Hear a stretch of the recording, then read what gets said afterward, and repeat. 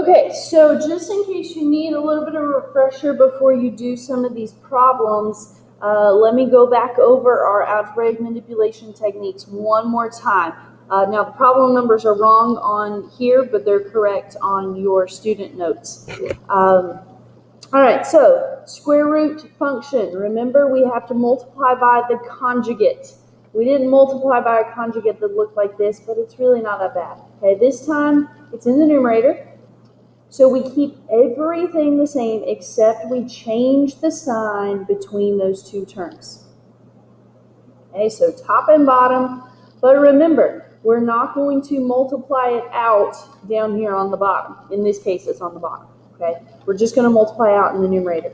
Now, limit's still there. We haven't evaluated the limit. When we multiply the square root of x plus 5 times the square root of x plus 5, the square roots cancel. We just have the x plus 5. Okay, the outside and the inside are going to cancel because you get the same thing, but one's positive and one's negative. Okay, and then when we multiply the last, we have a negative times a positive, so that's a negative. The square root of 5 times the square root of 5 is 5. Here's why we don't multiply out the bottom.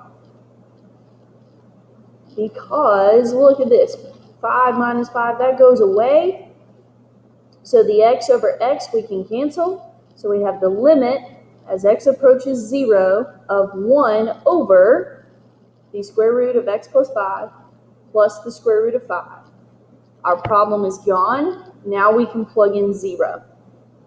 So I drop the limit notation because I'm plugging in 0 at this point.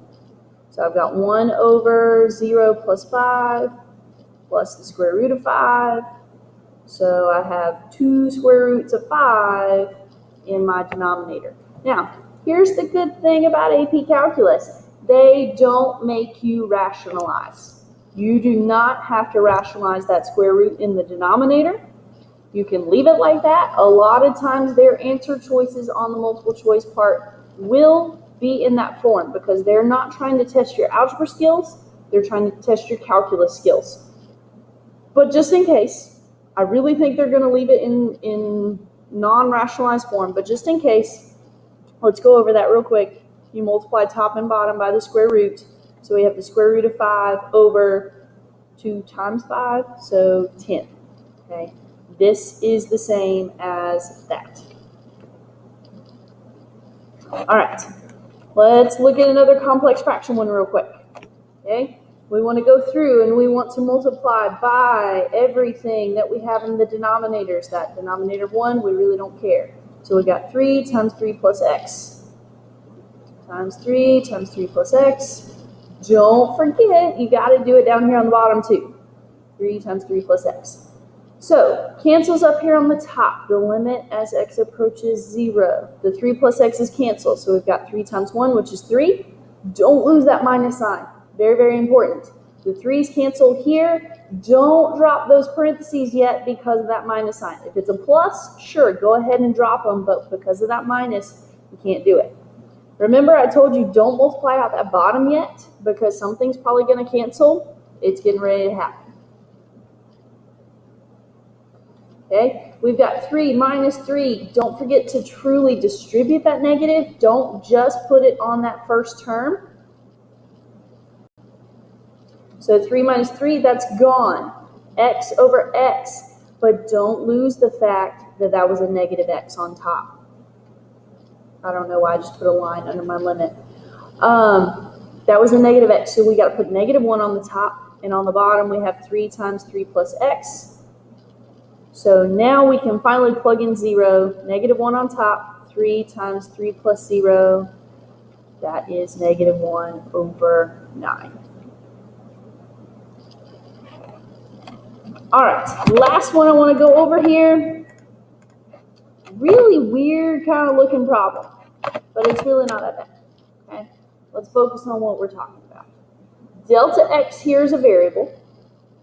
Okay, x is also a variable, so we have 2 variables. So this answer will have a variable in it. Okay, but we're going to simplify it as much as we can. Now, this is what throws people off. We got to FOIL that out. Because x plus delta x is a binomial. You must FOIL that out. So this problem's going to get a little lengthy. I'm going to write it out right here, and then I'm going to put the result on the next line just to save myself some writing here. All right, first, x times x is x squared. Outside, plus x delta x. Inside, delta x times x. Well, I'm going to write it in the same order that I just had it. Okay, and then we've got delta x times delta x. Well, that's just like x times x. That's delta x squared.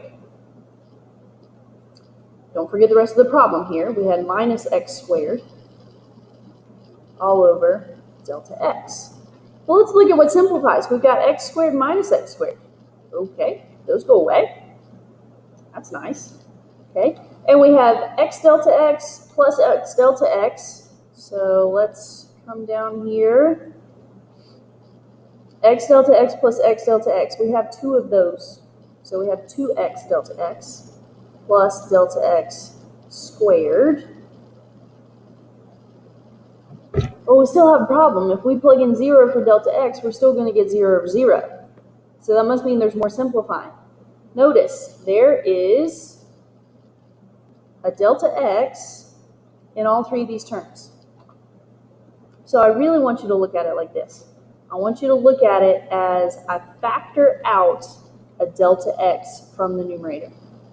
So when I factor out a delta x, I'm left with 2x. And if I take a delta x out of delta x squared, I'm left with delta x. I can cancel those.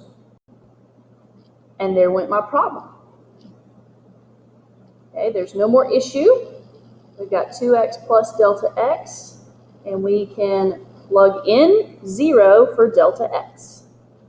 So this one is the only exception to my rule that you should get a number for an answer. In this case, because we had two variables to begin with, you will get a variable in your answer. So the answer to this one is 2x. So you should be able to do those problems that are similar to this. Before you get to the textbook problems, though, let's look at another AP question. This one is calculator allowed, but if you look at it, calculator really doesn't do you any good.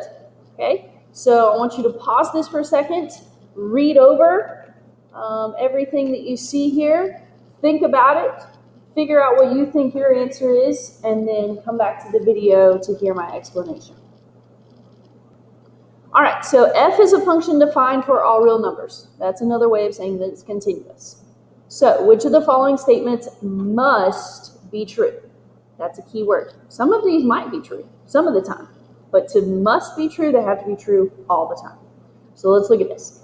If the limit as x approaches 2 of f of x equals 7, then f of 2 equals 7.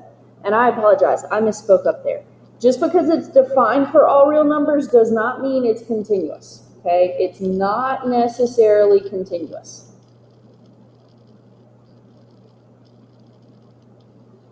It is not necessarily continuous. Okay, so as we approach 2, if the limit as we approach 2 is 7, then f of 2 equals 7. That's not always true. We've seen a lot of examples of that. Just because the limit equals a number doesn't mean that the function at that point equals a number. A lot of times it does, but it doesn't have to be true. On these, you're trying to look for an exception.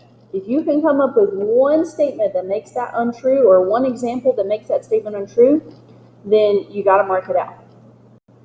All right, let's look at this. If the limit as x approaches 1 from the left of f of x equals the limit as x approaches 1 from the right of f of x, then f of 1 exists. This is kind of like A. Left-handed limit equals the right-handed limit. Okay, that's good. But all that means is that your two-sided limit exists. You could still have a hole there. Okay, and if you have a hole, then f of 1 does not exist. So B is out.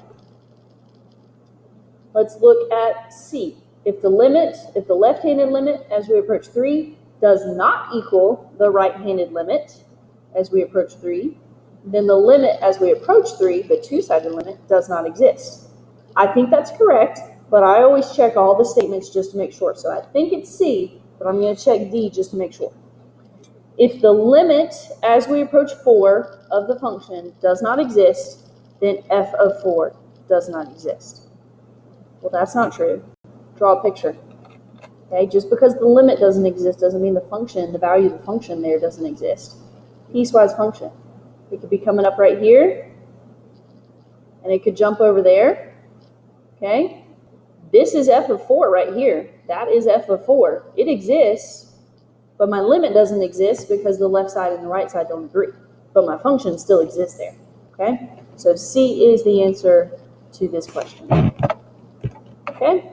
So here are your problems that you need to work on in the textbook. They're there on your paper as well. Work through those. Look at the answer key. Let me know what you got questions on. And we're getting through these limits pretty quick.